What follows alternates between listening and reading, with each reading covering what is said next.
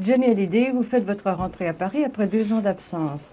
Vous commencez d'ailleurs votre tour de chant par une chanson qui s'appelle Tu oublieras mon nom. Eh Non, bien, ce n'est pas tout à fait exact. Je commence mon tour de chant par un pot-pourri de mes anciennes chansons. ah bon, mais vous chantez cette chanson Tu oublieras mon nom. Tout de suite après le Oui, pot-pourri, eh oui. bien le public parisien vous a bien prouvé qu'il n'avait pas oublié votre nom. Mais vous, est-ce que vous avez l'impression d'avoir changé pendant ces 2 ans? Changer, si vous parlez, si vous voulez dire changer, de chanter des chansons plus douces, j'ai peut-être changé un peu, oui. Oui, Mais enfin, j'ai quand même fait attention de ne pas trahir le public qui m'a aimé avec des chansons rapides. oui, vous Et faites beaucoup de rock. j'en ai quand même conservé quelques-unes dans mon tour de chant. Peut-être moins qu'avant, mais quand même quelques-unes encore. Oui. Et le yéyé, c'est fini selon vous? Vous savez, le yéyé, moi j'ai jamais fait partie du yéyé.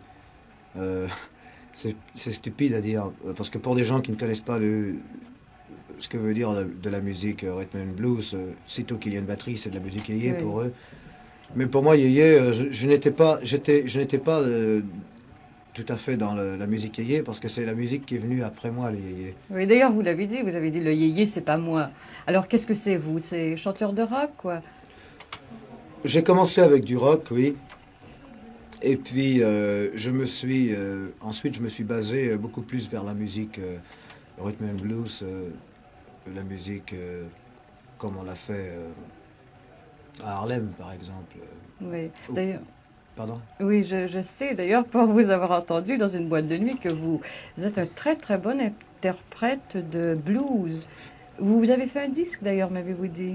Enfin, j'ai fait un 30 centimètres où j'ai composé les 12 chansons.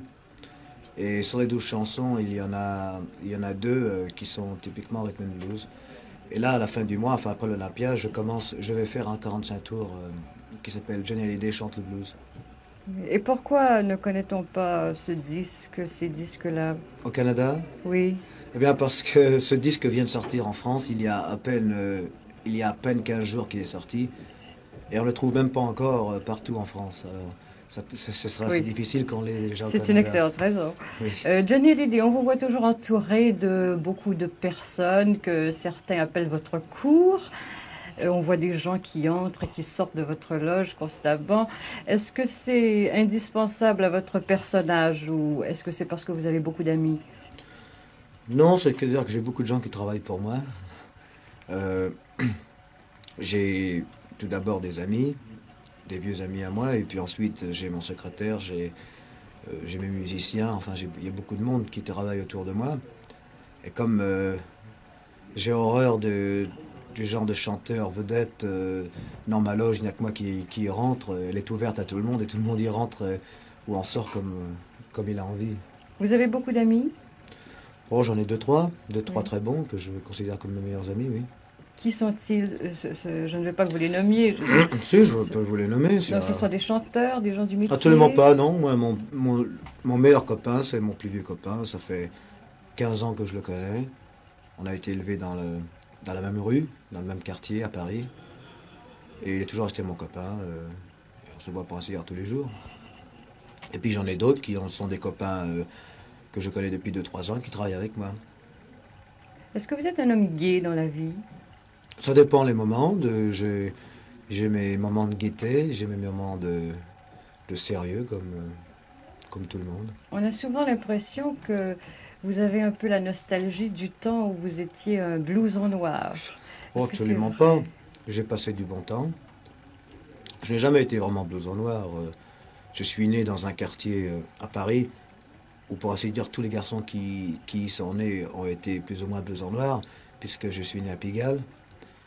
Mais j'ai été comme tous les garçons, un peu blouson noir. Et puis ensuite, quand j'ai commencé à avoir 15 ans, il a fallu que je commence à gagner ma vie. Alors j'ai commencé à travailler et puis il s'est trouvé comme ça. Mes parents étaient artistes, j'ai commencé à chanter. Ça a marché. Ça a commencé à marcher vers 18 ans. Et puis, Facilement? facilement, c'est-à-dire, pour quelqu'un comme Aznavour, oui, ça a été Oui. facile à côté de lui, parce que lui, il a mis 15 ans pour réussir. Il en a vraiment ce qu'on appelle dans le métier, il en a bavé. Moi, j'en ai bavé, mais d'une autre façon. Ça n'a pas été vraiment long, seulement dans le métier, quand ça ne marche pas très bien, on dit on se prend un C'est bide. toujours trop lent. On se prend un bide et en parlant de bide, je m'en suis pris des sérieux quand même. Oui. Vous avez dit un jour dans une entrevue où on vous l'a fait dire, maintenant je suis triste à mourir.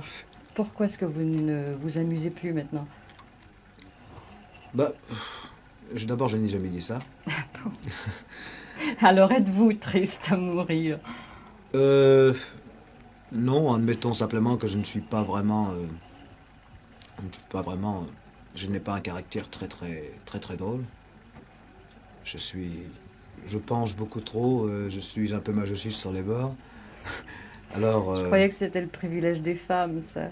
non, pourquoi non? Moi, je suis assez torturé comme garçon et pour des petites choses de rien, je m'en fais des montagnes.